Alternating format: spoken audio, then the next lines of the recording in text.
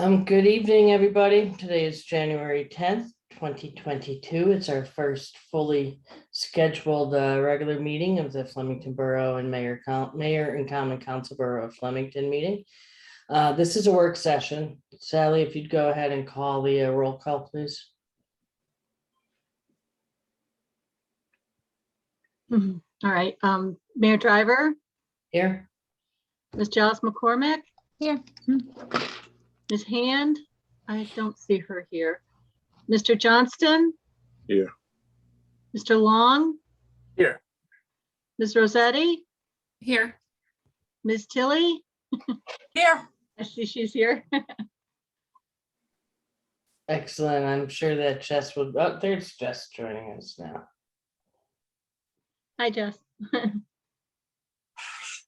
So we don't have an actual agenda for the work session this evening. Nobody's scheduled to come in and talk about anything. So I wanted to still hold it just in case anybody's working on anything they want to run by their council colleagues. I have a few items I want to throw out there. I sent a couple of you emails and did ask to over the next few days to reach out to your fellow council members. But because we're all here and meeting via OPMA, I'll bring it up.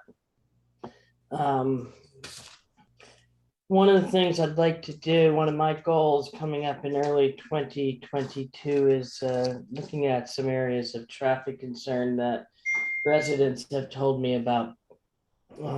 Three of them: Broad Street south of Church. I've had requests to perhaps look at restricting parking on one side of the road. I have gone there and done a little look-see. You know, everybody has driveways, but there are some folks who use on-street parking, which is completely legal. However, sometimes they park across from each other and it narrows the street down to the point where it's also a bit of a problem for emergency services coming through there, particularly the ambulance that comes up that section of Broad Street, and so there's a bit of a bottleneck. So I'm going to be asking at the next meeting a resolution to approve using the traffic engineer to study that as to whether or not that's something we should do. Another area of concern, especially as we look forward to possible redevelopment at Liberty Village, is Brown Street, as to whether or not there should be perhaps a three-way stop at the intersection of Brown and Grant Streets, Grant Avenue. And, you know, a lot of people, as you know, do use Brown Street as a cut through, which is a little bit of a problem. And the thought is perhaps if we put a parking or a stop sign there at the corner on Brown Street, at the corner of Grant, both ways north and south, that might slow some of those folks down or perhaps even encourage them to not use the street as a cut through. Additionally, as you all know, Main Street south of Church, between Church and the Circle, is slated for rehab, pavement, and water and sewer laterals.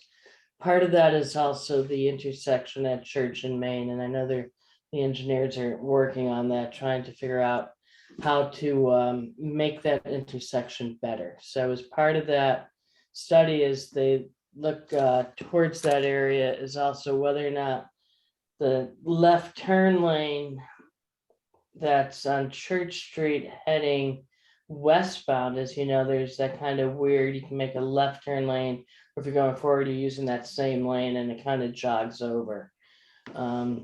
As to whether or not we should think about with that rehab of that area, if Church in that area should have that left lane just to turn left, and if the forward lane should be in the right lane, so it'd be the right lane would be a right turn onto Main Street as well as going forward.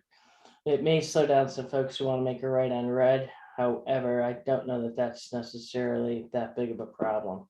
So I don't know if anyone else has any areas that they've talked to residents about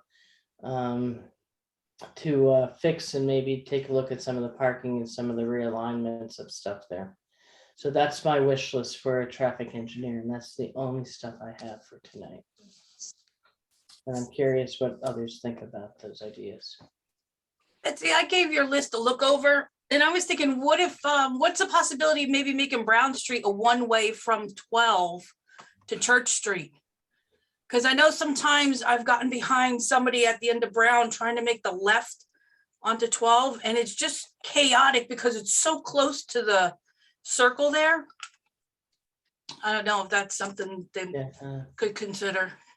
yeah, no, absolutely. Absolutely. No, that might cut down on some of that cut through traffic too, because they wouldn't have anywhere to cut through too. Yeah, well, that's actually one of the things that kind of crossed my mind. So I know exactly what you're talking about, and that's, something that traffic engineer can look at. Maybe it's no left turn off of Brown Street Yeah. at Route 12, or maybe it's the one way, as you mentioned. I don't know.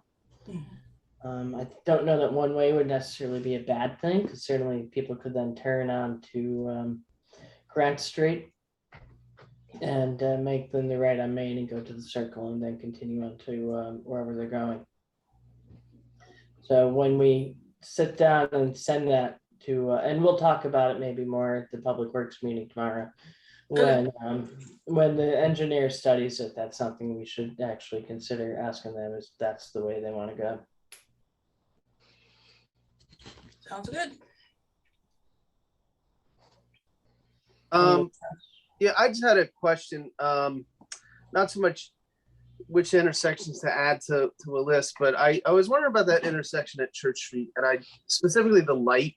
There's a funky situation, which I'm sure we've all been in, is where you want to take a left if you're going towards 31, and you get the left green, all right, and then it's green before the other side can continue down Main Street, but it's weird because there's no like warning. It just goes from green to the green arrow to a full green light, and it doesn't go like green arrow, yellow arrow. Like is that just, that's how that light is made, or is there like something, you know what I'm talking about?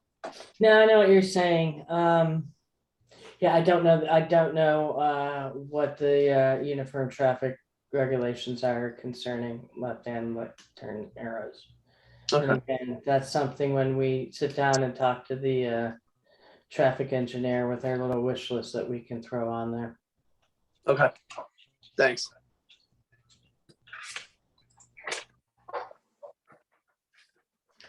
Jess, you're Okay, sorry. I had it upside down. No, whenever I'm making a left there, I never know that you can even, that the other side's not able to go. It took me a while to figure that out. Like, there's not an arrow there, right? It's just from Church to, from Main to Church you're talking about? southbound on Main. It's confusing because there's like a small, like a red light that still faces you off to the side while the main one. Yeah, I think it's One is green. I agree that intersection is in need of a looking. So I think that small one is supposed to help tell you what the other side is doing. Direction, I think so, but it's confusing. Yeah. I thought it was more of a pedestrian light, that small one off to the side. Well, it's not Sounds clear. like we need some more information. Sounds like it's a good one to look at. So, part of the main work that we've done there is the turning radiuses for trucks, is all And of us school probably buses. know. And thank you, Kim. School buses. And because that light pole gets hit fairly frequently, you can see the scars on it. So, and I don't know what the engineers are going to come up with on it. It's been ongoing for a while, but it's something that I do want to look forward to and hopefully get accomplished this year at that intersection.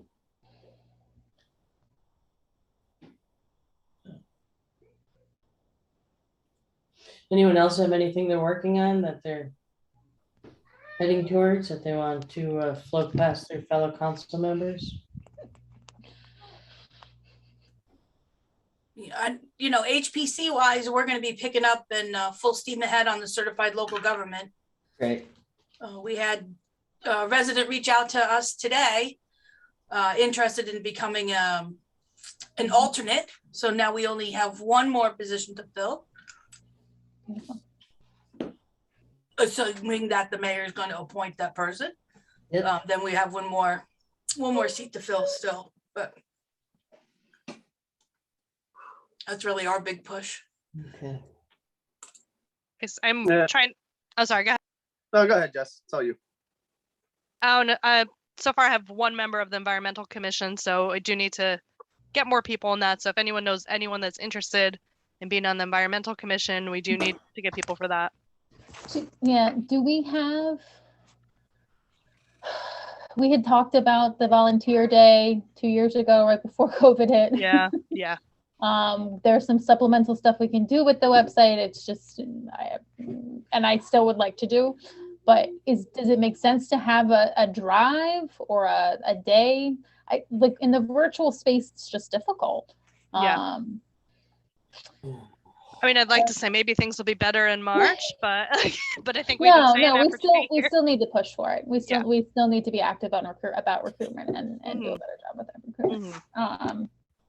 Maybe we can come up with a master list of places that we need volunteers. Yes, I have the beginning of that. Yes. Okay. That's a great idea. Yeah. Yeah, so yeah, absolutely. Work on that with everybody with your commissions and boards that you liaison with. And yeah, I think about a year and a half ago, I sent out a request, and I'll re-up it, asking for a brief description of all of the commissions, so that even if the commission or the council or the committee is full, we still can provide that overview. Okay, environmental commission does this. They're full right now, but come to a meeting, or find out more about what they do. Like all that stuff.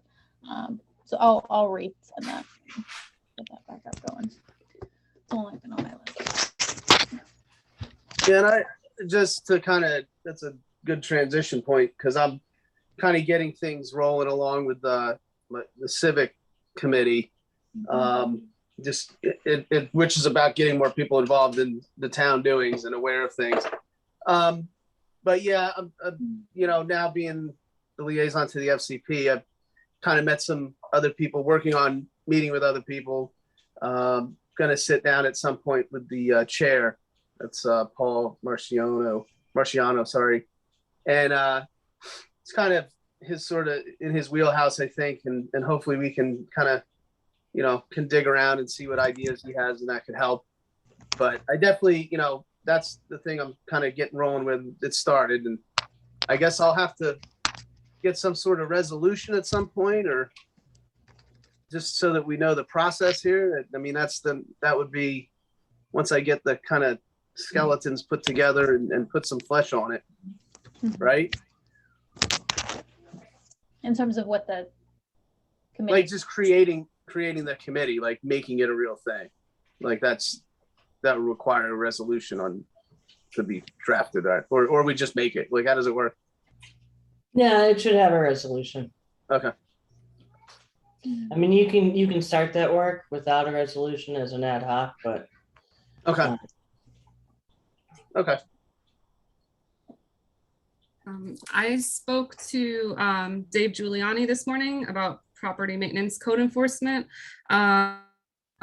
So, we were just kind of opening the lines of communication, but he was interested for feedback of any goals we all may have, mayor and council, for I know he mentioned one big thing was, repairing sidewalks and things like that, keeping up with unsafe situations around town. But, if we have any feedback, I can pass that to him. I mean, there's the perpetual problem, we're talking about throwing things out there, the perpetual issue of folks not shoveling in the snow. And in some cases it's elderly and folks who can't, but in some cases it's not.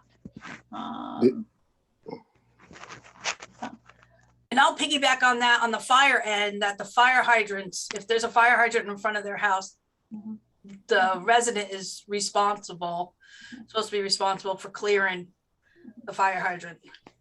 Yeah, and I do believe both of those items, the sidewalks and the hydrants, are considered considered part of property maintenance, I believe.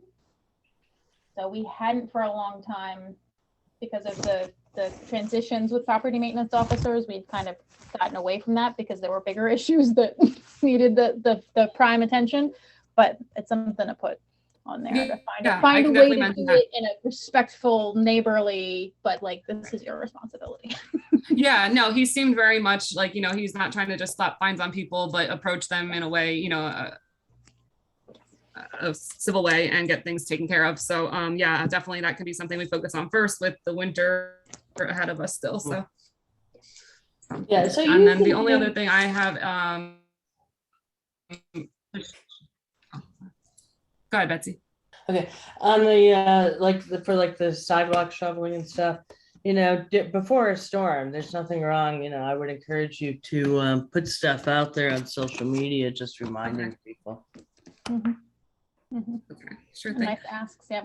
Yes, and it is trying not to promise the sky, really, really trying not to promise the sky, to put the communications plan together for those regular scheduled things. Mm-hmm. Whether it's leaf pickup, whether, and I'm excited to be back on DPW so I can be closer to those things and understand as they're happening. About bulk pickup and those things that are kind of regular, that happen every year, maybe not at the exact same time, but to get that. And that's one of those things. It can be a standard push, So there's going to be a mailer going out with the bulk pickup days. Great. Sally, do you know, has it already gone to the printer? Rebecca was working on it last. Yeah, I don't know. I know Rebecca's been working on it. I think I'm not sure if we're at the point where she's getting the translation into Spanish. Yeah, she reached out about translation. I said, I'm not quite sure where that stands. So that'll go out with a handy calendar that people can stick up on their fridge that has recycling, garbage pickup noted, as well as the bulk pickup days. I don't know what the bulk pickup days are off the top of my head. There's one in February. You can check the borough calendar and find out the All that up there now. And recycling coach has gotten updated, so everything matches now. Thank you. Yeah. The residents thank you too. There was some confusion, as you know, a week ago. Yeah. The dates were wrong. So and the items didn't change though. It was just the dates, correct? It was just the dates. Yeah. Okay, yeah. So, but Sally has uploaded all the bulk pickups to the borough calendar. Yeah. And we should make an additional post about that on social media and the website. So I'm sorry, Liz, you had something else. Oh yeah, I filled in as my alternate liaison for FCP this morning at the meeting. So I just wanted to mention that Robin had, good news about some businesses that have recently opened and, going to be opening. And obviously the big thing, the potential developer for Liberty Village. Is that something I can share in my report this evening about the information sessions coming up that she has posted on the Love Flemington site? Yeah, okay. But yeah, I got to see him talk this morning, George Malone, and I'm interested to find out more at those sessions, but good information so far. So Yes. Nice. Good.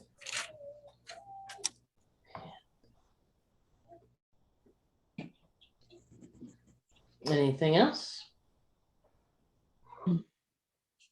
Let me just, while everybody's here, if you have information you want me to get out on like the Swift Reach 911 format, if there's like some kind of alert that needs to go out, I can do that pretty quickly. So just let me know. Thanks, Sally. Yeah. I also sent what? The Swift 911 stuff is Rebecca doing most, does she set them up as well? Like, I'm thinking about the list, the numbers of people who have, like, do you have everybody who signed up, like what our numbers are, and like what people are signed up for? I sometimes am worried that people sign up, but then they don't sign up for the specific list.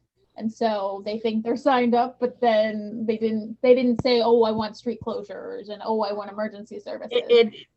Rebecca, I think Rebecca's like the manager of the Swift 911 account, and she may have access to that. All I know is that I can post stuff to 911. I will if talk you to need me her to. about it tomorrow at DPW. Looking forward to it. Thank you.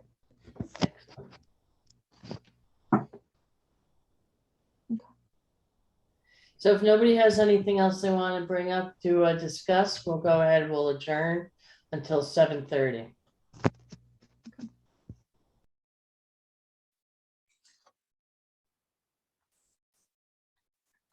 Good evening, everybody. Today is January 10th, 2022. This is the Mayor and Common Council Borough of Flemington regular council meeting. This meeting is being held online only during the COVID-19 pandemic health emergency. This meeting is being held in conformance with the Open Publics Meeting Act, having been published and noticed and posted at Borough Hall and other places where we normally post. Sally, I'm going to go ahead and move Tara up. Bill's on the attendees list too. Yeah, he sometimes doesn't like to be. Oh, okay, all right. I'll go ahead and give him the opportunity there. He made it so I can't. All right. Well, I'll go ahead and if he wants to come in, he'll come in. If not, he'll stay where he's at. So anyways, this meeting is being held in conformance with the Open Public Meetings Act. If we could all rise for the flag salute, rise as you are able. I pledge allegiance to the flag of the United States of America, to the republic for which it stands, one nation, under God, indivisible, with liberty and justice for all. Sally, go ahead and call the roll. Mayor Driver, Here. Ms. Giles McCormick.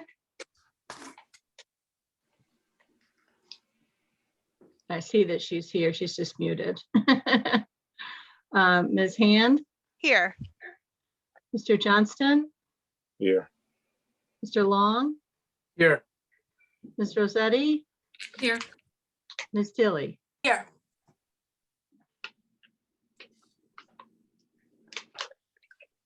Excellent.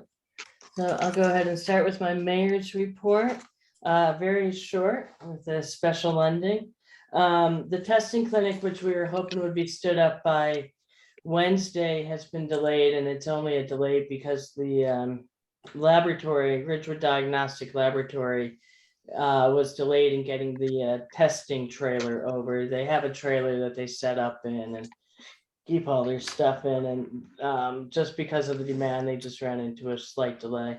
I was hoping that we were going to see a new date before the day ended, but here we are, and no email yet. Brian perhaps will be able to update us when we get to an OEM report. Anyways, it could still be this week. It's just not going to be Wednesday. I am appointing Dennis Schub. Hopefully I pronounced that right. I want to say Shuby, but I don't think that's how it's pronounced, to HPC as alternate number 1. Dennis, thank you for being willing to volunteer with the borough on this important position on the HPC, and it's right up there. It's one of the most important committees we have. It affects a lot of homes in the borough. We have a rather large National Historic District, second largest in the state, and so they have a lot of big work to get done. Also, I see Caitlin is across the street with her neighbor, Miss Jean Hunt, Jean Stryker Hunt, and Miss Hunt has recently celebrated her 100th birthday. Thank you for joining us. I'm going to go ahead and read the proclamation that we're giving you this evening, and if you want to say a word or two when I'm done, well, Caitlin will go ahead and get you on. So recognizing the 100th birthday of longtime Flemington resident, lifetime Flemington resident, I'll say, Jean Stryker Hunt. Whereas our Flemington community is made up of outstanding and committed families and individuals. And whereas it is in our community's interest that we remember, recognize, and honor our dedicated community members. And whereas Mrs. Jean Stryker Hunt recently celebrated her 100th birthday, And whereas Mrs. Hunt was born in the house that she continues to live on Spring Street. And not too many people can say that. And whereas her continued commitment to her family and the larger community has contributed to the betterment of Flemington. And whereas Mrs. Hunt has spent many years through the early 1950s working at her family's store on Main Street, Stryker's Variety Store, while later working for Green's Pharmacy and Christ Jewelers, in addition to volunteering as a candy striper when Hunterdon Medical Center first opened its doors in 1953. Whereas Mrs. Hunt's support for her family, community, and commitment to the Flemington Borough Fire Department is notable on its own, yet her 100 years young spirit also continues to be an amazing force for her neighbors on Spring Street.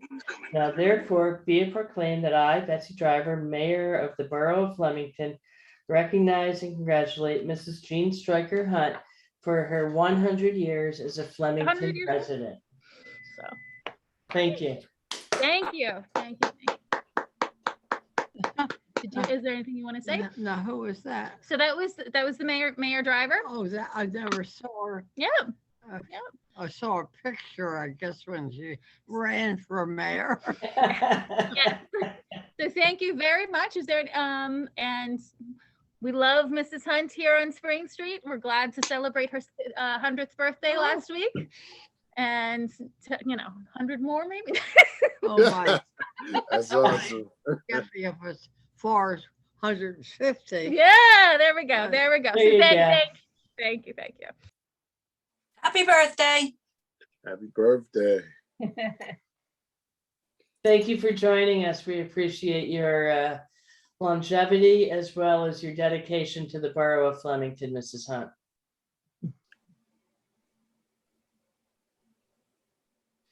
Okay, great. So we'll go ahead and move on to our council members report. So I'm going to go ahead and start with Council President Jeremy Long. Okay, good evening, folks. Just a few things here. Police Department would like residents to know that although there haven't been instances of car thefts in a very long time, it's advised to keep your important belongings in your homes. There've been this rash of what the police call smash and grab jobs where car windows are broken and things like laptop bags, cell phones, things of that nature have been taken. Again, it's not something that's prevalent in the borough. Just keep your things, your nice stuff, your good stuff, the stuff you wouldn't want to have somebody take in your home. There was some activity in town this weekend. Some residents may have noticed. Right now, the incident is under investigation, and since juveniles were involved and subsequently detained, there isn't much that I can share. FCP, I got a bunch of FCP news, tons. I know Liz went to the FCP meeting this morning, so she'll have more to talk about as far as the presentation going on with a potential developer of Liberty Village. But the FCP has two new members, Gabriella Truppi, the proprietor of Humdo Ice Cream, and Allie Norton, co-owner of The Corner.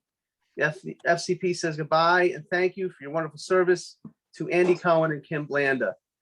3 new businesses opened in town last week. Flemington Arts and Crafts in Turntable Junction, Sacred Arts Collab on Main Street, and Squared Circle off of Mine Street, that's behind Koros War Games. We're also seeing businesses actually moving around town right now. So businesses are coming and shifting locations. This is pretty good news considering the ever-changing pandemic situation. For instance, Enjoy Yourself is moving from Stangle to the old Attachments location. So that's something to keep an eye on in Flemington. Businesses are acclimating to their needs, but staying in the borough.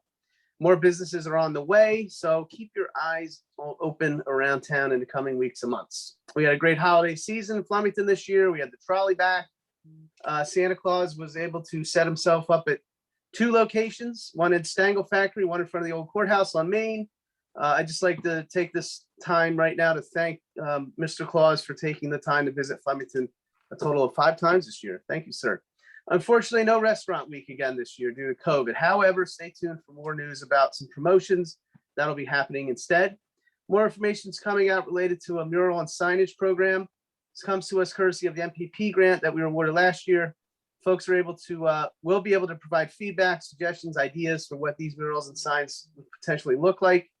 I'll have more information about this all in future, at future dates.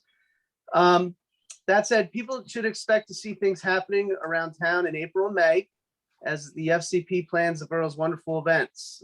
Expect to see people in the streets starting in April. Oh, just repeating a sentence, sorry.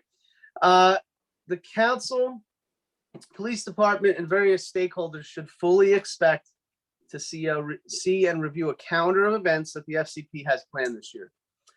It'll give us all a chance to coordinate, communicate, and execute all these things smoother, okay? So this Wednesday, there's a presentation. I'll let Liz take that.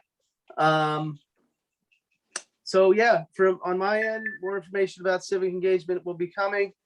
So stay tuned for that. If you're interested in helping out, or you're curious about what you can do to help, shoot me an email, jlong@historicflemington.com, and I'll add you to the list. And that is my report. Thank you. Thank you, Council President Long. Next up is Councilman Malik Johnston. Hello, everyone. I just wanted to wish everyone a happy new year and looking forward to finalizing the assignments. Excellent, thank you. Next up is Councilperson Elizabeth Rossetti.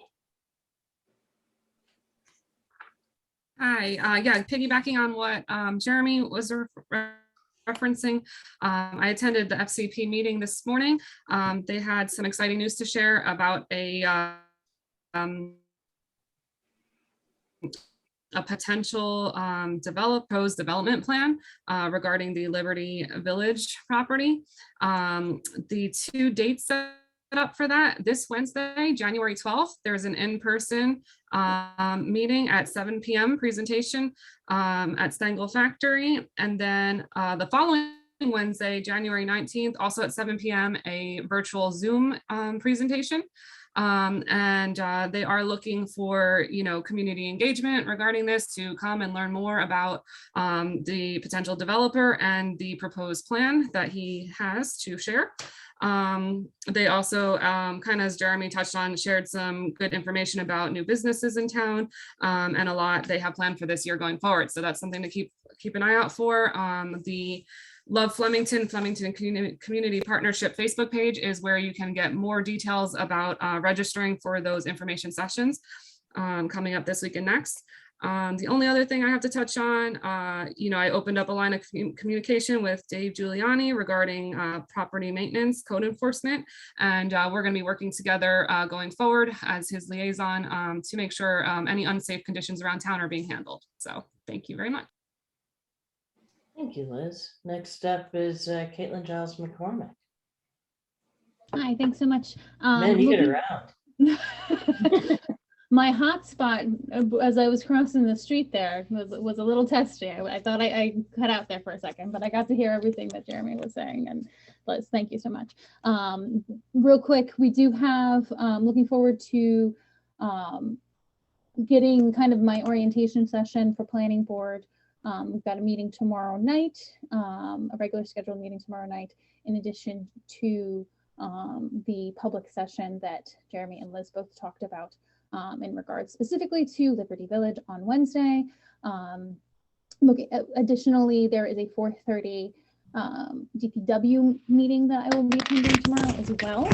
And looking forward to really getting back into that group since I've been away for a year with them. And things are looking up and looking good, and I'm excited for 2022. So thanks all. I'll have more next time, promise. Thank you. Next up, Kim Tilley. All righty. Thank you again to Mayor Driver for appointing Dennis, I believe his last name is Shoby, to the HPC. That does leave one open alternate position. If you are interested, please contact me at ktilly@historicflemington.com and we'll get you suited up in the HPC. Tomorrow, I do have a DPW meeting, a Liberty Village redevelopment meeting, and a fire officers meeting. So I'll have plenty of updates at my next council meeting. That's it for me. And to do some cleanup duty will be Council Vice President Jessica, just hand. Thank you, Mayor. Either one's fine. Okay. Just realized I've never called you that. So. Yeah, Jess is fine. So the Environmental Commission will have their first meeting of the year next Monday at 7 p.m. We are looking for new members to join and make a big difference in our town. So if that is you, please email me at jhand@historicflemington.com.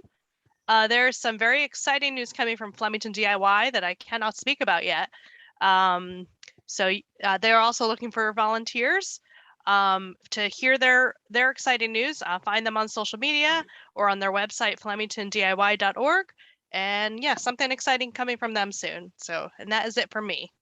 Excellent, thank you. And we're going to have an OEM report this evening from Corporal Brian McNally, our OEM Coordinator.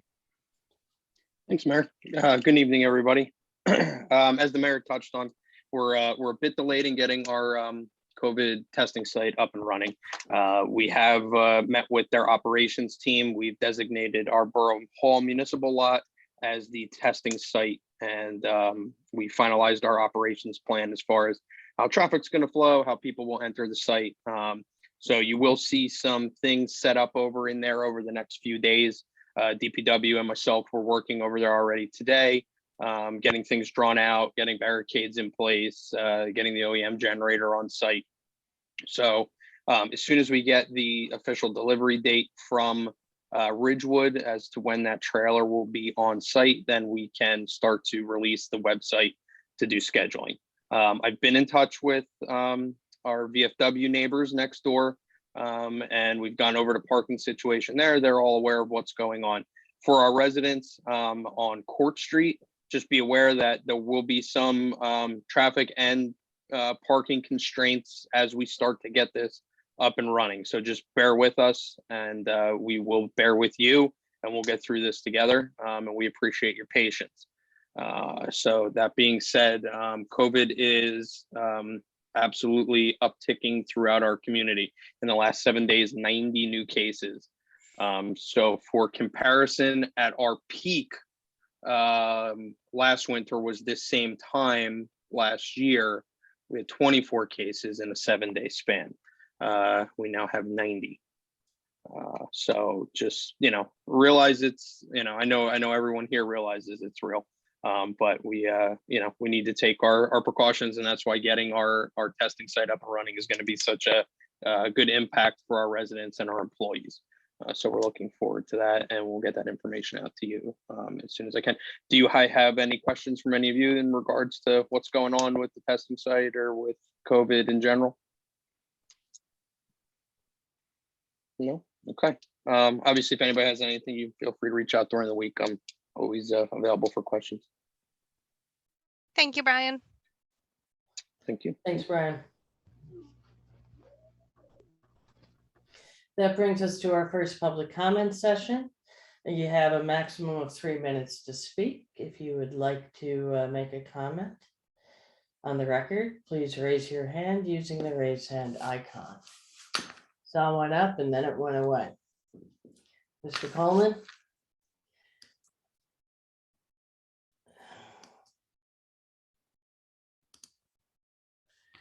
Hello, Mr. Coleman. Happy New Year. It's nice to see you. Hello, Mayor, Driver, and Council. Happy New Year to all of you, and I hope you all have enjoyed a happy holiday season. It's great to see you this evening. I wanted to. Hey, Jim, before you go on, just identify yourself and where you're coming from. I've just gotten so used to just talking, Mayor, and I forgot that part.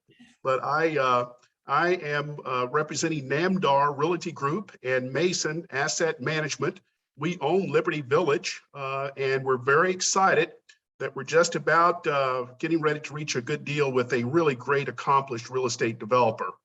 But none of this really would have happened without the hard work and the creativity and the tenaciousness of Robin and her team that lead up our Flemington Community Partnership. I'm also a board member, and I know that Robin is going to be presenting her budget tonight. And I just wanted to say on behalf of the Flemington Community Partnership as a board member, as well as one of the larger property owners in town that's going to have a lot of major impact if we're able to get the redevelopment proposal that we're currently looking at to make that really a reality. but everything that Robin did and her team really made a difference. Everything from finding a way to pay for the study that was done by Stanton. And she found that grant for over $100,000. That was the seed capital needed to pay for the grant. They did a great job on the study. The net result of that study said that there is an opportunity for a multifamily housing for the community and that there's demand there. Robin and her team were also instrumental in helping us to get the area of in need of improvement study done and getting that approved by you all. And that helped to lead for us in being able to present that to George Malone and his group over at Brownstone, and they're very excited about it.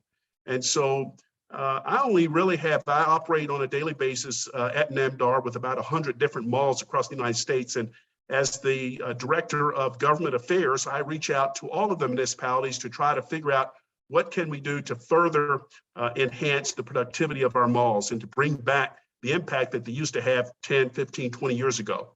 And I must say that Robin, as well as over in Citrus Heights, California, Megan Huber, they're the top 2 economic development directors that I enjoy working with because they're very proactive. They're great at collaborating with all of the stakeholders. They're great at collaborating with the community. And they not just bring the ideas to their council members and their mayor, they also show that whatever proposal that has been established has the facts and the backing of the community. So it is an incredible investment if you could approve the budget for Robin and her department, again, to be able to give her and her staff the resources they need to continue with the incredible momentum that they've started. And it has just been a complete joy to work with her and her team. And we look forward to making this project to really come alive, Mayor. Thank you so much for the opportunity to share my perspective on behalf of myself as a board member, as well as an executive with NAMDAR and Mason. Thank you all. Thank you. Are there any other comments from any members of the public?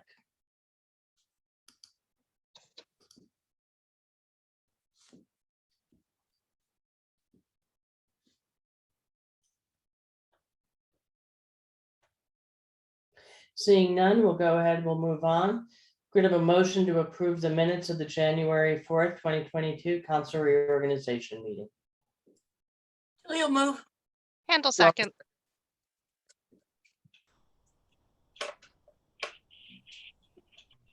Okay, Ms. Giles McCormick, Yes. Ms. Hand, Yes. Mr. Johnston, Yes. Mr. Long, Yes. Ms. Rosetti, Yes. Ms. Tilly. Yes. All right, the minutes are approved.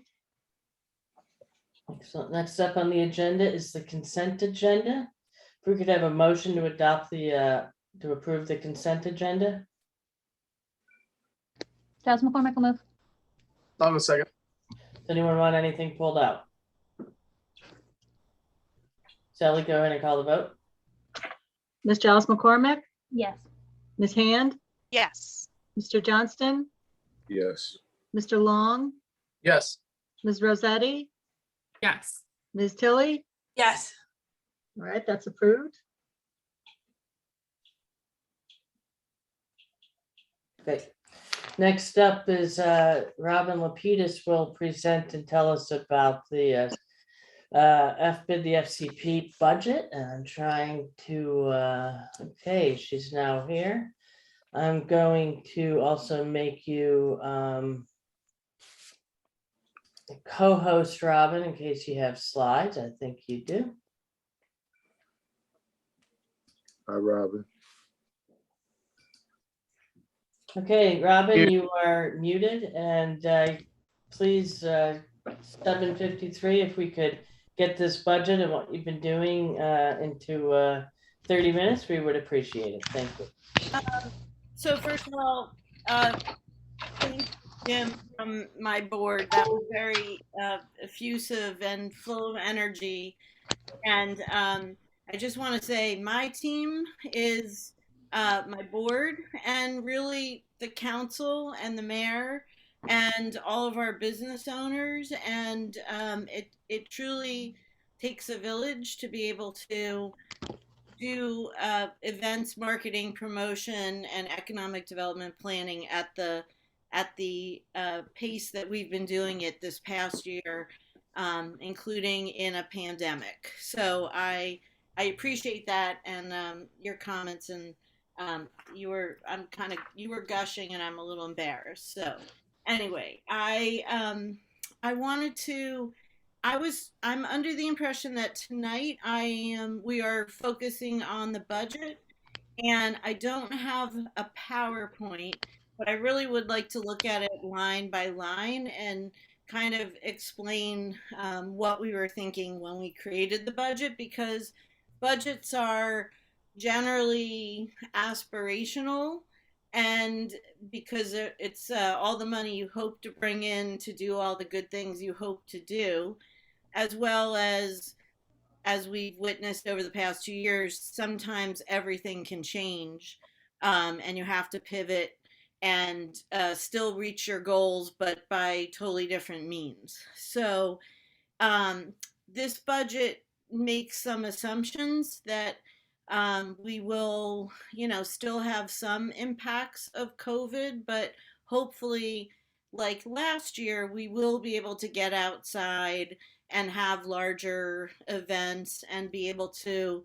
get together as a community, and that we'll also be able to learn from our experience about how to be inside and how to, we have the experience of a range of possibilities of promoting restaurant dinners where a lot of the work is to go, as opposed to, how we did things in the past.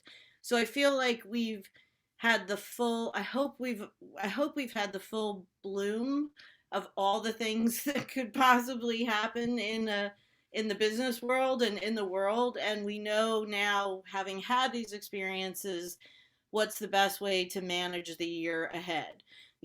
Last year we approved a budget in January, and it was sometime in like March that we actually knew we would have future events. And I was reading an article about labor shortages and what really contributes to a labor shortage. And one of the things they said contributed to it was not really knowing what the summer would be like until, March. And so anyway, with that said, hopefully we have the benefit of a lot of wisdom and a lot of and better communication skills to be able to kind of work through this together. So can you see my screen? Can you guys? No? What do I have to do? Oh, share screen. Let's see. Allow Zoom to share your screen. Okay. Oh boy. Do I have to do something?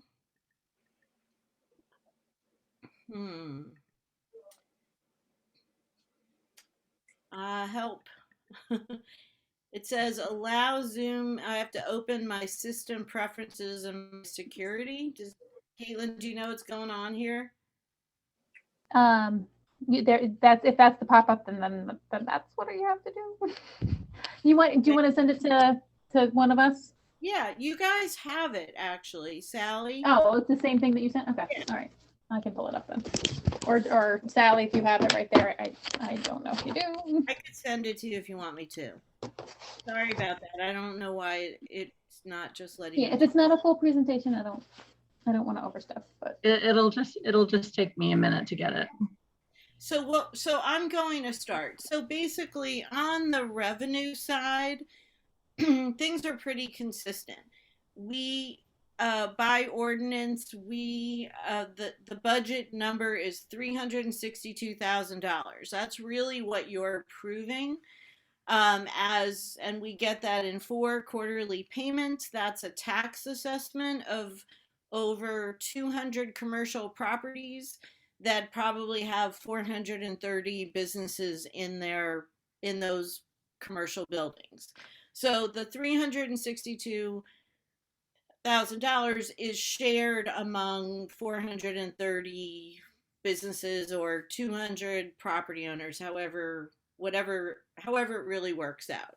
The property owner pays the assessment, and as I'm sure you can understand, every tenant feels that they pay for it as well. So, you know, an average property owner pays maybe somewhere between $300 and $700 a year as a special assessment. So, you know, larger properties like the Courthouse Square will pay more. Liberty Village paid more, but that's kind of the ballpark of where all these funds come from. And then with that, we make a budget. And in addition to the $362,000 that's the tax assessment, we expect to add to that $30,000 in sponsorships. That's less than the past because it's still so iffy about events, and a lot of the people who sponsored events in the past, you know, have had their own issues with COVID and are not quite as, you know, people just, sponsorship has really changed with COVID. But I believe that we can come up with this extra $30,000. Thank you, Sally. Sorry about that. There we go. Okay. Everybody can see what we're talking about here? All right, so you see the $362,000 per ordinance. This is the same amount every year. You see $100,000 in the 2022 budget. And I just want to be really clear because people think that there's some misconceptions about that. We get our fourth quarter tax assessment check usually in November and December. So when we begin the year in January, we usually have that money in the bank. So, and it's a good thing we do because a lot of our end of the year bills don't come until the very end of the year. So when we start the new year, we start paying bills.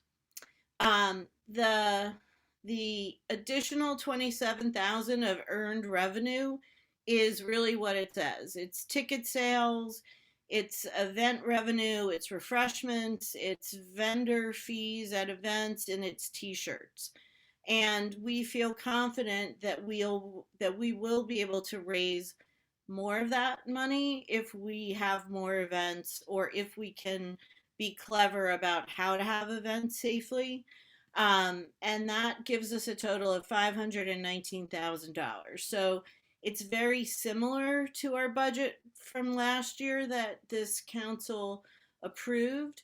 It's a little bit more conservative, but very close. Okay, so if you don't mind scrolling down, that's the revenue side of our budget. The expense side is a little more interesting. I think, Sally, you just have to go back up a tiny little bit because there's one line there. Yeah, okay, expenses. So economic development is the rolled up amount of everything that comes below it. And the concept is my job is economic development. That can be something like writing a grant and doing opportunity zone work, or it can be more boots on the ground, things like the Harvest Festival that we had. But there isn't anything that we do pretty much every day that isn't intended to stimulate the economy. Including some of our beautification things. You know, our plants and our flowers are meant to make this a better area for businesses and for visitors and residents, and a place where you want to come and shop and eat and dine. So economic development is 124,000. It's extremely close to the number that was to the same number as last year. And what comes in economic development is event grants to businesses. So we have $30,000 for any business who writes to us and says, I would like to have an event, and I would like some money for promotion. We have a lot of interest. We help events like Act Two with their book festivals. The Fine Artisan Festival twice a year at Stangl is something we support. And then we try to support new events. Like this year, We Kids had an anniversary party for themselves. It was a great kids festival, and we're hoping that if we seed an event like that, it can become an annual event. I mean, our goal is to create events that will have a long path in front of them. And sometimes they do, and sometimes they don't. But this $30,000 helps us to have a full calendar of events that allows me to do other things because these events are being created and produced and managed by the very many creative people in town. We have switched from events in the past. We wouldn't fund an event if the person needed money to pay for the event itself. And with COVID, there was less opportunity for people to have events because of COVID. So we started to fund promotional campaigns. So if everybody on one part of a block wants to get together and do something, that's the kind of thing we'll fund. Okay, you can move down a little bit, Sally, if you don't mind. Temporary performance event spaces. That's a fancy name for what used to be the filling station line item. So the filling station, I think, is a fantastic placemaking concept. People loved it, and it was great where it was, but it was also really great to move it. We moved it to Turntable for 1 year. It was okay, but it wasn't as great as it could be. And we moved it to Stangl next to Enjoy Yourself this year. And in that $14,000, we own a $3,000 tent that you've all probably stood underneath. And every year it costs $3,000 just to put the tent out. And then, of course, there's permits and staff and music and talent and signage and all the other things. So that's what that line item is. Business focused annual seasonal events, business promotions, economic development, planning events, that all goes into one big budget, and that includes everything. Every winter, summer, spring, fall, the Flemington Fleas, the corn CTB is corn, tomato, and beer, the Jazz Festival, all of our holiday events, the new fall festival, it's all in that 72,500. That's pretty much how much it costs. Our harvest festivals cost $10,000 before anyone shows up, pretty much, just to have the necessary police, fire, and DPW that it takes to have an event with 5,000 to 12,000 people. So $72,000 is actually kind of a small budget for the robust events that we have. And for our goal to have more large events seasonally. Okay, stakeholder relations is board meetings, stakeholder meetings. We've had to increase our Zoom account to something that's more expensive but accommodating. And meeting maps, professional service expenses that are covered by grants, reimbursements. I'm actually not sure why that's there. I think that goes with professional services, and maybe I skipped a line. But in any event, that adds up to our next column. So Sally, if you want to move down a little bit. So the other big facet of my job is streetscape improvements. And that we put aside $70,000 for. So just to be clear, we pay $9,000 to water plants for a few months. And you know how much people care about having beautiful plants in our beautiful planters. So, it is extremely expensive, and $9,000 is the best price we could get for watering. We've tried to find different ways around, and it's just expensive.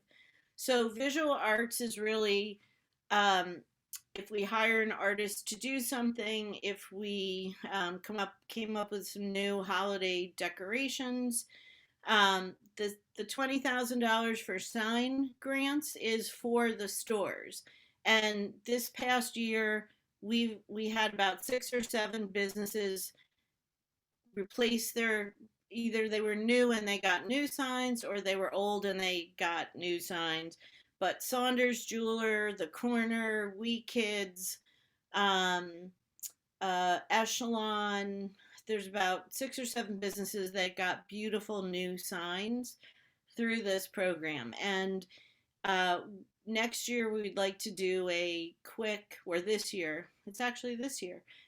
we'd like to do an info session to encourage more people to get their signs done, because we didn't quite hit the 20,000 mark. Banners and signs is what we pay to do, to print. And I know everyone is waiting for me to do to replace the parking signs with something, the signs that talk about parking lots, because we don't really have a parking problem. We have a parking communication problem, which we plan to address. We just got a little bit held up with the actual materials, but our printer swears that everything should be ready to go at the beginning of this year. So the parking signs will replace first. The other signs, the wayfinding signs, we kept money in the budget to do them, but we also need to know what things are going to be called before we change all the signs. And then again, 27,000 is the cost for watering seasonal plants and holiday decoration. Okay, Sally, we're moving through this. Thank you. So, marketing and communications is $95,000 in total. We spend a lot of money on print ads. We spend a good amount of money on Facebook ads, and Facebook ads are the easiest to target. So we just got a great report from Facebook that told us exactly what towns in New Jersey are people coming to us from.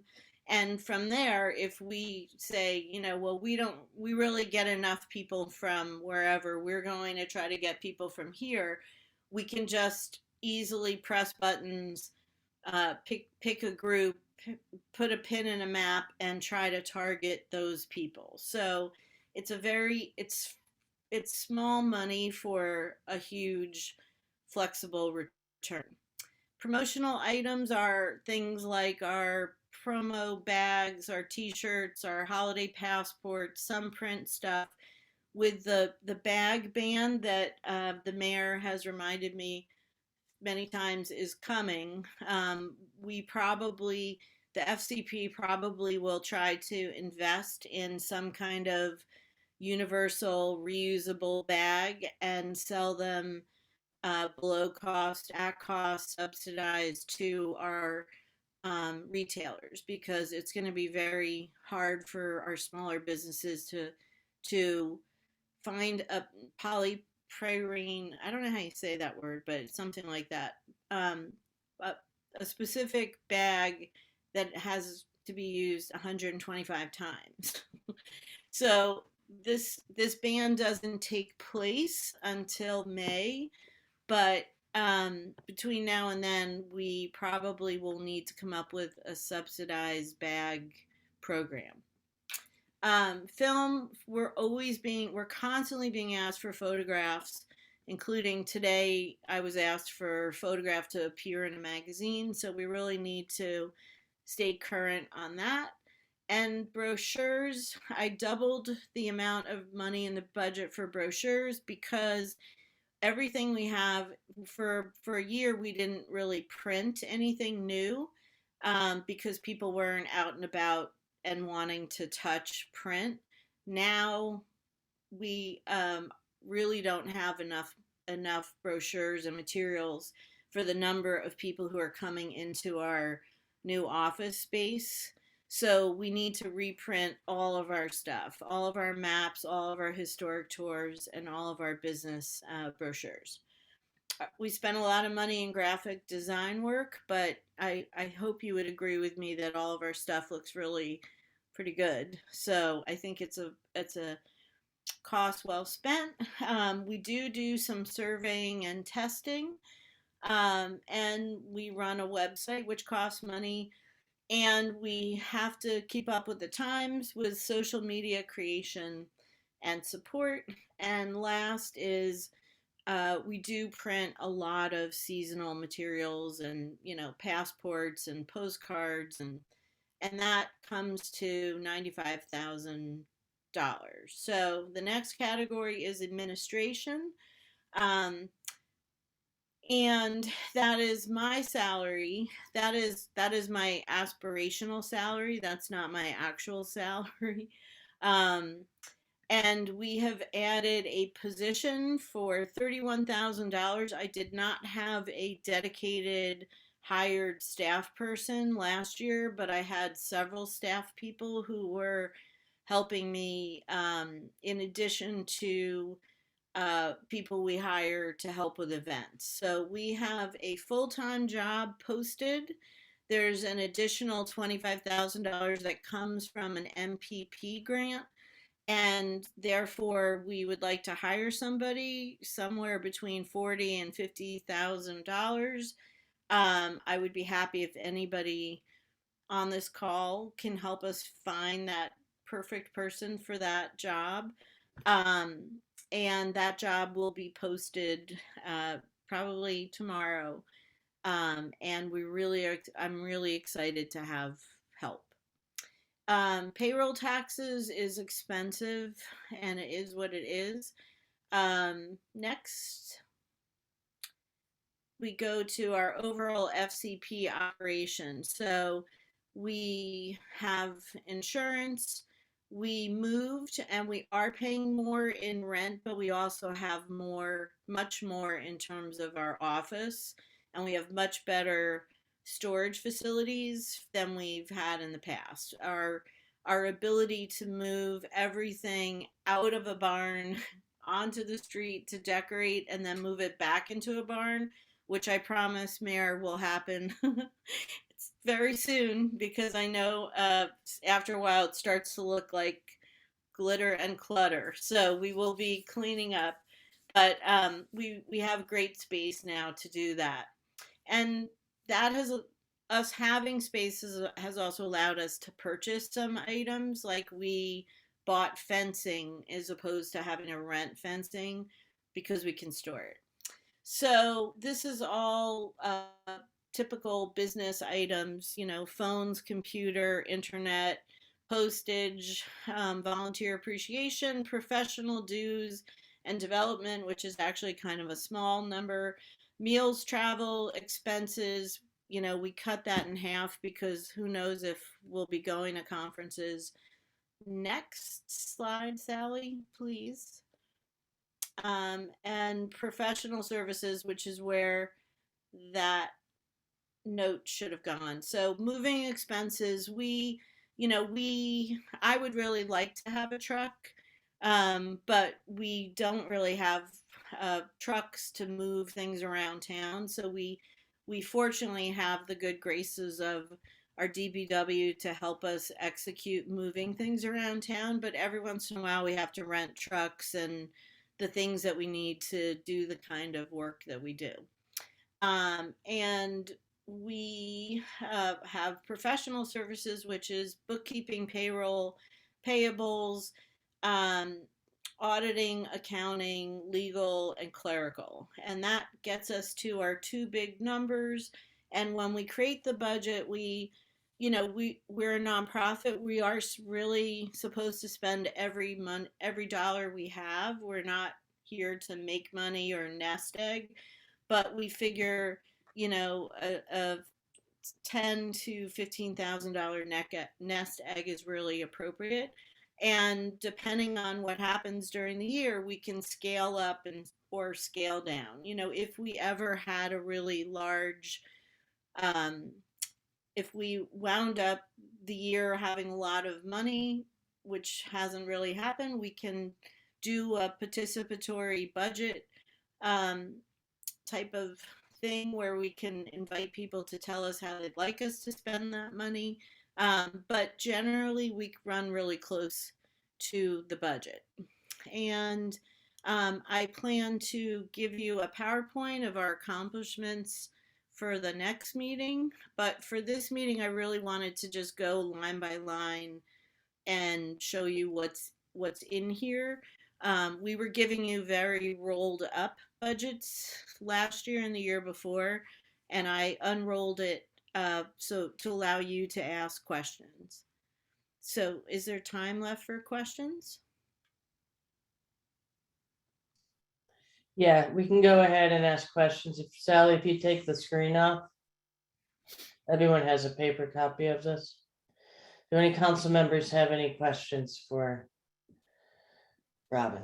And this is this is not the public hearing for the budget, so anybody from the public, your opportunity will be when the budget is considered out of session. I do want to say that the grant that the municipality has received, like the Opportunity Zone money and the MPP money, is separate to this budget, but with both of them, not with the MPP, but with the Opportunity Zone, it was a reimbursement.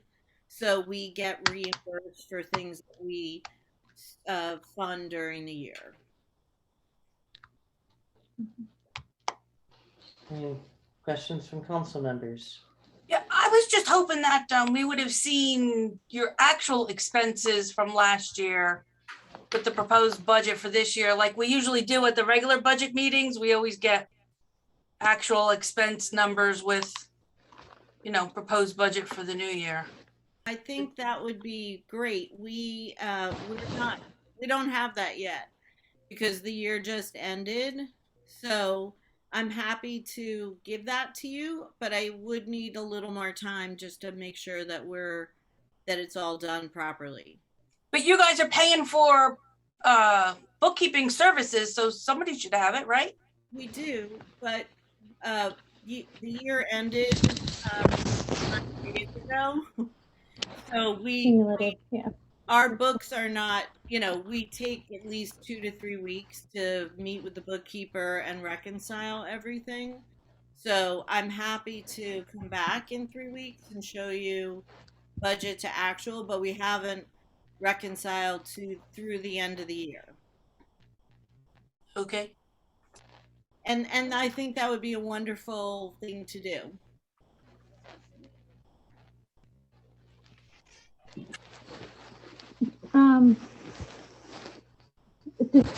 Just very quickly, kind of questions, kind of comments.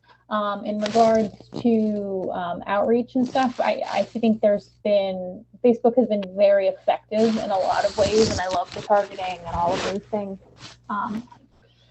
There's piece of me that would love to see more diversification, but I also understand that the investment versus return isn't always there, and Facebook is that reliable source. And so taking whatever we can to the website as the base, and maybe amplifying it on Facebook and other ways at which we can. You're doing a great job. It is what it is, but would love to see that kind of diversified that way there. Not knowing what the future is going to be, what trends are. Advertising is always a little bit of a shot in the dark. We do a real mix of, Flemington Life wasn't as viable a publication in its old iteration as it is right now. I mean, I really believe everybody's reading Flemington Life now, and they're about to go to 6 times a year. So, so where we No, advertise changes, but we did spend with the Opportunity Zone grant, I think we spent $15,000 on PR, and she sent me a report. So with that $15,000, we secured 36 media placements, and they were pretty specific. We generated $435,000. I'm sorry, 435,000 coverage views, and that coverage generated 89.6 million impressions. So, that actually based on past jobs I've had where we spent a lot of money on PR and advertising, that's fantastic for a people are coming. $15,000. And I think most people did see those articles that were printed about Flemington's revival, Flemington's Opportunity Zone, becoming walkable, the businesses that opened. So that kind of press really is invaluable. And I think it results in people just having a good feeling about coming to Flemington, but I think it also resulted in businesses wanting to open, which we've seen, and developers wanting to come here and develop stuff, which we've seen. So I believe that the money that we're spending is having the impact the desired impact. But I'm completely happy to invite anybody to join me in looking at the numbers and the towns where we reach and deciding if that's really where we want to be. For some reason, Ringo's and White House Station is where we have a lot of activity, and also New York. So, I think as we look for the year ahead, hopefully we're starting to want to do more tourism and get more tourists to come. Hopefully that's where we'll be at for this coming spring. And in that case, we would do a different buy than if we're really focused on people, just a local community coming to our shops and restaurants. Yeah, and the other thing is kind of maybe for the council members and homework for me in that understanding with nonprofits, having a bit of maybe an endowment is definitely actually a very good practice, but with the quasi-governmental status of the SCP, that puts additional and different restrictions and pressures on the budget in regards to how much you can carry over and how much kind of wiggle room you can allow yourself, because it is taxpayer money and you don't want it just to sit there. You want it to be used. So I appreciate the mindfulness of that. But I think we've seen the need to continue working no matter the circumstance. In the cases of emergency, the FCP needs to find new ways to do it, and it's been versatile to do that. And having those funds there, I think, is really important. So, while it is taxpayer money, it's also a very special tax assessment to the commercial property owners, not the voters, and for exactly what's in the budget. While there's different ways to slice and dice, and I think if people are engaged, they feel that we should do more PR and less advertising. God bless you, whoever that is. Or they would like to see us give more money in grants back to the businesses. I would really welcome your level of engagement in helping us make those decisions. So, I think I could give a very good case for why we could use more money and what more we would be able to do with that money. But I also think having received those last 2 grants, that really does give us more money to be able to do more things and to see whether, you know, if we, with the MPP grant, it's $125,000. It's meant to be spent really quickly on the, on the street, in placemaking, in art, in murals, in interpretive panel boxes that tell you what you're looking at when you're looking at turntable junctions, turntable. I think those things will help us a lot, but I don't. I think it's great for that money to come through the MPP because it comes with a lot of process and a lot of process about how we make these decisions, like the survey that we just did. So I think we're learning new tools about how to communicate with our stakeholders and with the community about what people would like to see. While at the same time, we really have to spend a lot of money on advertising, marketing, promotions, and the website and the office and to keep things going.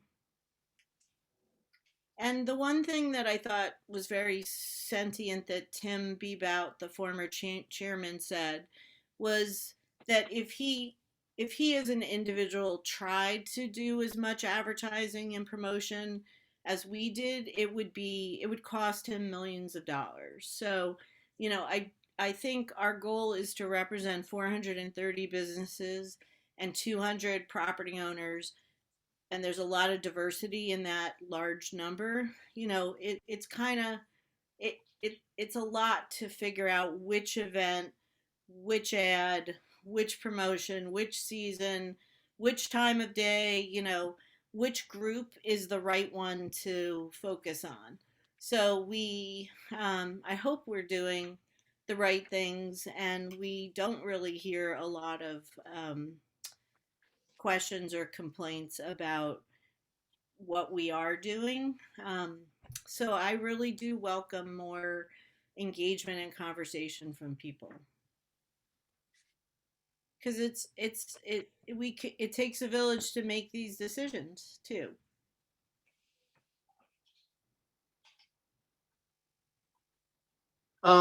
I had a couple of quick questions looking at the budget. I feel like this has been asked before, but I might just simply have forgotten the answer. With the price tag associated with the watering, the plants, etc., what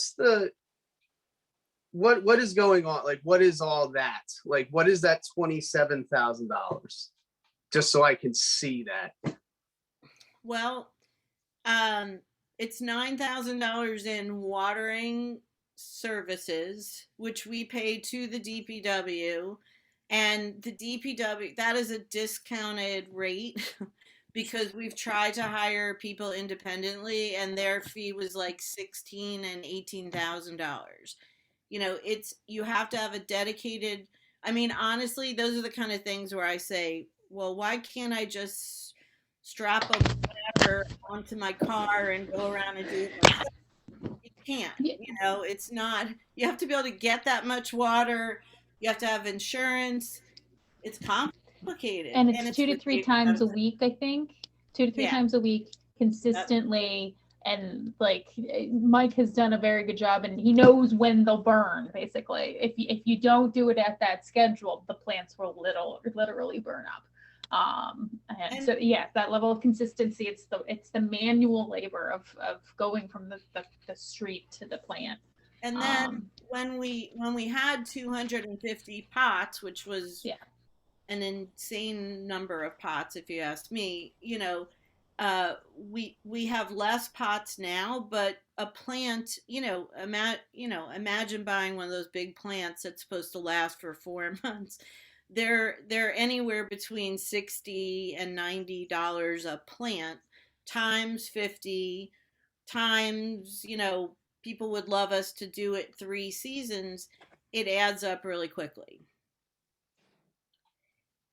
We also got, a fabulous thing happened. We got a streetscape, $1 million streetscape improvement project, and we got beautiful lampposts that had hanging brackets. So we also added hanging baskets, which of course increases your water and everything else. But we haven't gotten the hanging baskets 100% right, and I think next year we will.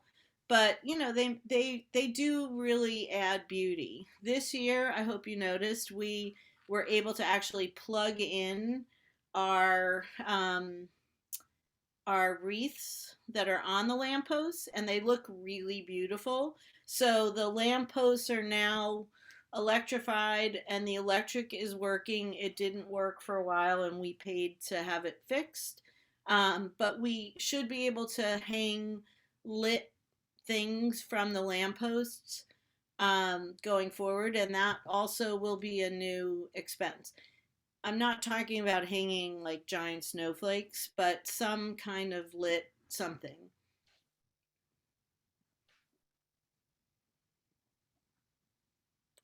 It's Okay, cool. Thank you. Streetscape beautification is very expensive, and it's in our budget. Okay. And then the other question I had, and maybe this is a question for the council, what's been done previous, but you mentioned you wanted to get a truck to move stuff around, and you've been using the DPW, right? Not so much. I mean, the DPW has very specific and important jobs, and nobody wants me to be calling them for our decorating needs. So we try to be very careful with asking them for their time, but things like some of the larger trees that we can't carry ourselves. But yes, we could, given the kind of work that we do, we could really use the truck. We're always moving something. Yeah, because I'm just thinking about it if we had in another department just a truck that's around, that I don't know if that's the discussion here or if that's later. When we get to something else. I'm not sure, but there might be some trucks, but their ability to actually go down the road might be compromised. Okay. I think it's more an awareness of what we actually do, which is, Santa's mailbox, don't tell the children, will probably go in my car to go back to the North Pole. So. Okay. All right. Thanks. That's it. Thanks.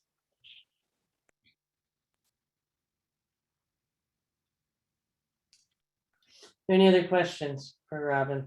Comments?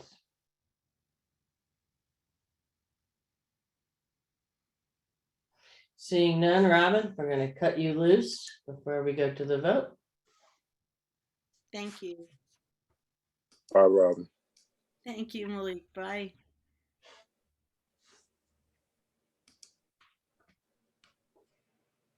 Do I have to do something? No, I'm doing it. Okay.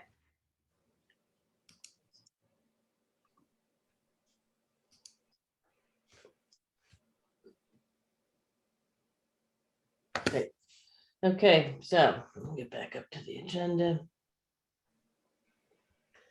If we could have a motion for the first reading on resolution 2022-40. This is the 2022 Flemington Special Improvement District budget. This is the first reading in advance of public hearing and final adoption in a month. We could have a motion. Long motion. Handle second. Sally, if you'd call the vote. Ms. Giles McCormick, Yes. Ms. Hand, Yes. Mr. Johnston, Yes. Mr. Long, Yes. Ms. Rosetti, Yes. Ms. Tilly. When is the public hearing on this going to be? The February 14th. Yeah. Yes. We'll be celebrating Valentine's Day with our favorite council members. I wouldn't want to be anywhere else but here. All right, So- that's been introduced, and the public hearing will be on the 14th. Thank you. Thank you, I appreciate that.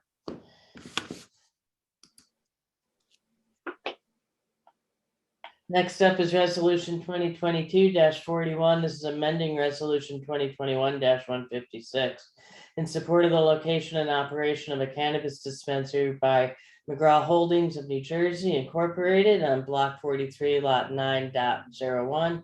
It's within the borough of Flemington. If we could have a motion. Handle move. Second. Jones Hold on a McCormick, second. Oh, sorry. take your So if lead. this seems a little bit like Groundhog Day, you're not incorrect. We did the resolution when McGraw Holdings first received the authorization from the Cannabis Commission. Turns out the location on Stango Road that they were hoping to move into wasn't going to work. I guess they realized that on Saturdays and event days, parking might be a bit of a problem for them. And so they found a new location. It's over at the Ideal Tile. It's over there just south of Wendy's, that little strip plaza off of 31. I think there was California something or other in there, Ideal Tile. There's like an auction something in there right now as well. And so we had to redo it. Now, previously, with the consent of the then council president, they were up against a deadline. We did send a tentative letter of approval for this location because they had a deadline and we did not have council meetings, and I wasn't willing to call a special council meeting to get that done around the holidays. So this just confirms it. If you guys vote no, the letter will have to be withdrawn. If you vote yes, we'll just send a resolution affirming the letter. So, any questions? I think so. Because it Shall we is go in ahead and call the the- vote? Caitlin, did you have a question? No, go ahead. Okay. Okay, Ms. Giles McCormick, Yes. Ms. Hand, Yes. Mr. Johnston, Yes. Mr. Long, Yes. Ms. Rosetti, Yes. Ms. Tilly. Yes. All right, Excellent, that thank is you. approved. Excellent.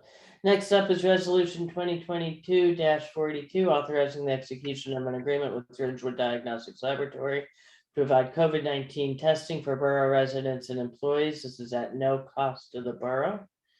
If we could have a motion. Tilly will move. Handle second. Any discussion? Sally, go ahead and call the vote. Ms. Giles McCormick, Yes. Ms. Hand, Yes. Mr. Johnston, Yes. Mr. Long, Yes. Ms. Rosetti, Yes. Ms. Tilly. Yes. That's approved. Excellent.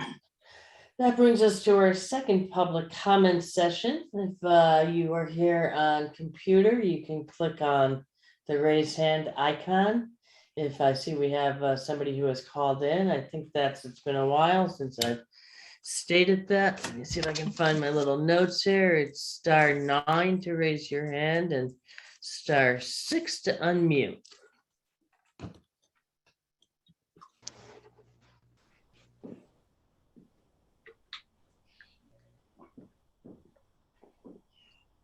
Sally, did we receive any emails or anything?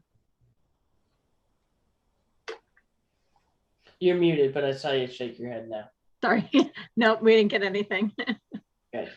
Okay, I'm not seeing anybody wishing to make a comment, so we'll go ahead and move on to the attorney's report. Do we have an attorney's report? Just as council is probably aware, if you have any news alerts up, the CDC as well as the state of New Jersey updated their guidance for COVID-19 quarantining, et cetera. So I've been working with Corporal McNally and the mayor on updating the borough's policy for its employees so that we make sure we're consistent with guidance the state and the CDC puts out, and maintaining our workforce and making sure everyone stays as healthy as possible. So we will be, I believe at the next meeting, we'll have that ready for council review and approval. But for any employees that go out in the interim, Corporal McNally is being consulted, and we're making sure we're consistent with all the guidance that's out there to make sure everyone stays healthy. And that is all I have for tonight. Thank you. We have to pay some bills, because the bills do keep coming in. If we could have a motion to pay the bills. Councilman McCormick will move. Actually, there's no bill list this week. No. Sorry. Okay. They're switching over the finances from last year to I this thought- year, and there's no bill list yet. Yeah, okay, so we'll let all those creditors just wait a couple more weeks. And is there a reason to go into executive session for any matters? Do we have a motion to adjourn? Handle move. Billy, I'll second. All in favor of adjournment, say aye. Hi. Aye. Anyone opposed, say no. Any abstentions? Okay, we are adjourned at 8:44. Bye. I raised my hand Right before on. during the vote. I don't get to vote, but. Stay This was safe, great everybody. waving back at Jeremy. Have a great evening, everybody. We'll see.